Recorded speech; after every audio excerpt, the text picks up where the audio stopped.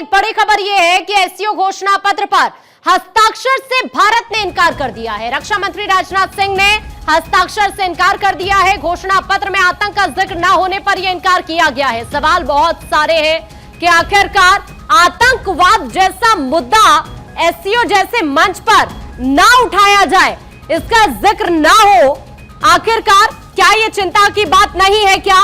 यह सबसे बड़ा सवाल इस वक्त है, क्योंकि एससीओ जैसे मंच पर हर कोई ये उम्मीद जरूर करता है कि आतंकवाद जैसे मुद्दे की अनदेखी नहीं होनी चाहिए, लेकिन एससीओ जैसे मंच पर जब इस तरह के मुद्दों की अनदेखी होती है तो जाहिर तौर पर सवाल उठते हैं। लेकिन भारत ने, क्योंकि इससे पहले रक्षा मंत्री राजनाथ सिंह ने एक बड़ा संदेश यहां से पूरी दुनिया को दिया जरूर है। अक्षय इस वक्त हमारे साथ जुड़ रहे हैं जानकारी के लिए। अक्षय, वाकई ये एक बड़ी चिंता की बात नहीं है क्या? एससीओ जैसे मंच से तो हम ये जरूर कहीं ना कहीं उम्मीद लगाकर रखते हैं कि इस तरह के बड़े मुद्दों पर बात होना जरूरी है, लेकिन इस तरह के बड़े मुद्दों की अनदेखी करना क्या चिंता की बात नहीं है क्या? अक्षय,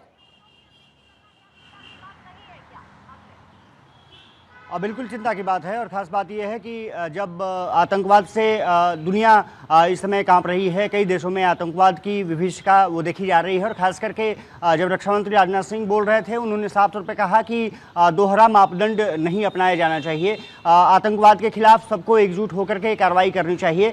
जिस तरह से हमने त्रासदी आतंकवाद की दशकों झेली है, जिस तरह से पहलगाम में आतंकी हमले हुए, उसके बाद जो आतंक को पनाह देते हैं उनको किसी भी हालत में हम बख्शेंगे नहीं। सीधा तौर पर ख्वाजा आसिफ जो पाकिस्तान के रक्षा मंत्री हैं वो लगातार इस बात को सर झुका करके सुनते रहे। चीन भी कहीं ना कहीं शर्मिंदा ज़रूर हुआ होगा कि जिस तरह से आतंकियों ने पहलगाम में आतंकी हमले किए, निर्दोषों को वहां पर हत्या की और उसके बाद भारत ने ऑपरेशन सिंदूर को ऑपरेशन करना पड़ा। साफ तौर पर है कि रक्षा मंत्री राजनाथ सिंह ने यह पूरी तरह से साफ कर दिया है कि आतंकवाद के खिलाफ भारत की लड़ाई लगातार जारी रहेगी और जिस तरह से हस्ताक्षर करने की बात आई उसमें आतंकवाद का जिक्र नहीं था, इसलिए रक्षा मंत्री राजनाथ सिंह ने उस पर हस्ताक्षर करने से मना कर दिया है। साफ तौर पर है कि घोषणा पत्र जब जारी होता है तो उसमें तमाम बातों का जिक्र जरूर होना चाहिए और खास करके रक्षा और सुरक्षा से संबंधित अगर मसलों पर इस तरह की ढिलाई बढ़ती जाएगी तो कहीं ना कहीं सवाल उठेगा कि एससीओ जो देश हैं वो चाहते क्या हैं। किस तरह से घोषणा पत्र के अंदर आतंकवाद का जिक्र ना करना, क्या किसी के दबाव की वजह से यह हुआ है? यह भी तो एक बहुत बड़ा सवाल बना हुआ है ना। फिर से चीन और पाकिस्तान की भूमिका पर सवाल उठना लाजमी हो जाता है। निश्चित रूप से न पाकिस्तान पर बल्कि चीन पर भी, और चीन क्योंकि एससीओ का खुद सहयोगी भी है, वहाँ पर एससीओ मीटिंग हो रही है, तो ये उम्मीद ज़रूर की जा रही थी कि चीन का रवैया कहीं ना कहीं सकारात्मक रूप से नज़र आएगा कि अगर वो आतंकवाद के खिलाफ अपनी भूमिका जो रही है, जिस पर सवाल लगातार उठते रहे हैं, वो कहीं ना कहीं प्रमुखता से उस मुद्दे को उठाएगा। लेकिन एससीओ देशों के जिस तरह से मीटिंग के बाद जो हस्ताक्षर करने की बात आई उस पर कहीं ना कहीं आतंकवाद का जिक्र नहीं था। इससे साफ जाहिर होता है कि जो देश आतंकवाद के खिलाफ लड़ने की बात कहते हैं वो सिर्फ कहते हैं, करने की जो बात आती है तो फिर उनका समर्थन मिलता हुआ नहीं दिखा है। और यही वजह रही है कि राजनाथ सिंह ने सभी को आड़े हाथों लिया है और साफ तौर पर कहा है कि इस पे दोहरा रवैया नहीं अपनाया जाना चाहिए। अक्षय, भारत के इस कदम को किस तरह से हम देखें? क्या ये पूरी दुनिया के लिए एक बड़ा कूटनीतिक संदेश है क्या?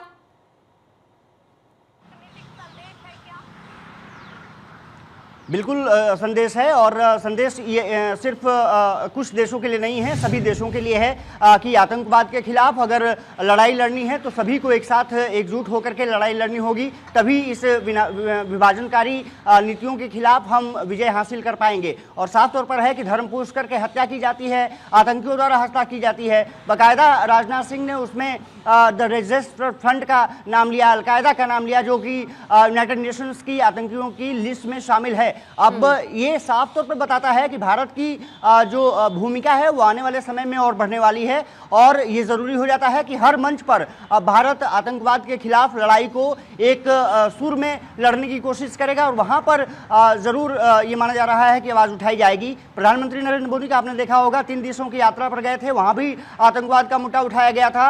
ये कहा जा रहा है कि आज भी रक्षा मंत्री ने क्लियरली संदेश दिया था आतंकवाद को लेकर, लेकिन इसे हम इस तरह से भी समझ सकते हैं कि ये भारत की एक नई विदेश नीति है जो रुख स्पष्ट ना होने पर कोई समझौता नहीं करेगी। पहले आप रुख को स्पष्ट करिए, क्लियर चीजें होंगी तभी समझौता संभव है, और अगर क्लियरिटी नहीं होगी तो फिर समझौता भी संभव नहीं है।